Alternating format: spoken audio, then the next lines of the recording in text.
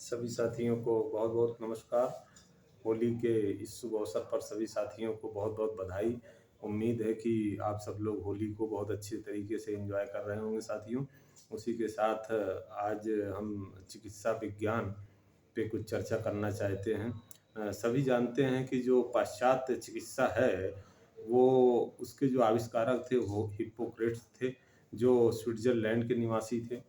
लेकिन साथियों, बहुत सारी चिकित्सा पद्धतियाँ जो भारत में ही जन्मी, लेकिन आज उनका प्रचलन बहुत न्यून स्तर पे हो रहा है।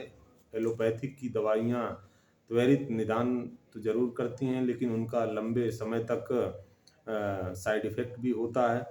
जो भारत में चिकित्सा पद्धतियाँ हैं, आज हम उन पे चर्चा करना चाहते हैं। तो चिकित्सा के क्षेत्र में भारत प्रथम खोजकर्ता माना जाता है। अथर्ववेद जो था विश्व का प्राचीनतम चिकित्सा शास्त्र है, जिसमें बीमारियों का कारण जानने के पश्चात इलाज की विधियां बताई गई थी। वैदिक ग्रंथों के बाद भारतीय औषधि शास्त्र के पिता चरक तथा महान शल्य विज्ञानी सुश्रुत हुए। इनके ग्रंथों क्रमशः चरक संहिता और सुश्रुत संहिता में भारतीय चिकित्सा का गूढ़ ज्ञान भरा हुआ है।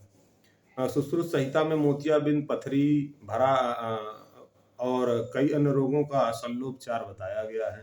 चरक संहिता भारतीय चिकित्सा शास्त्र का विश्वकोश है। इसमें ज्वर, कुंठ, मिर्गी, क्षय, अनेक भेदोपवेद का वर्णन है।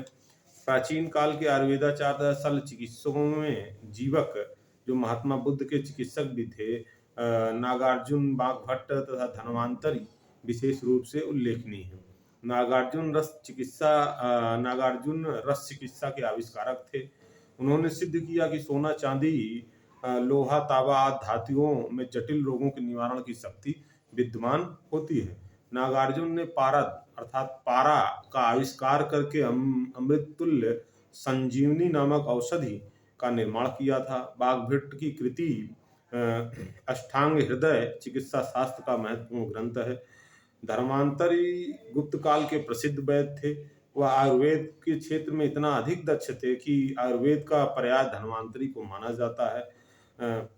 भारतीय चिकित्सा पद्धतियों में आयुर्वेद, होम्योपैथी, यूनानी, सिद्ध, योग तथा प्राकृतिक चिकित्सा शामिल है।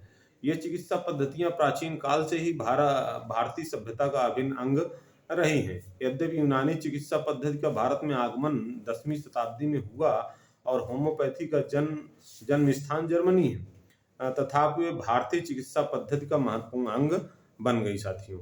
ये भारतीय चिकित्सा से संबंधित है, जो मेंस में भी हमारे काम आएगा और हमारी सामान्य जानकारी के लिए भी हमें पता होना चाहिए साथियों। इसी के साथ आप सभी को बहुत बहुत धन्यवाद साथियों। अगर हमारी वीडियो पसंद आए साथियों तो सभी लोग लाइक और कमेंट करके सब्सक्राइब करें, जिससे मुझे अन्य जानकारी आप तक पहुंचाने में प्रोत्साहन मिले। बहुत बहुत धन्यवाद।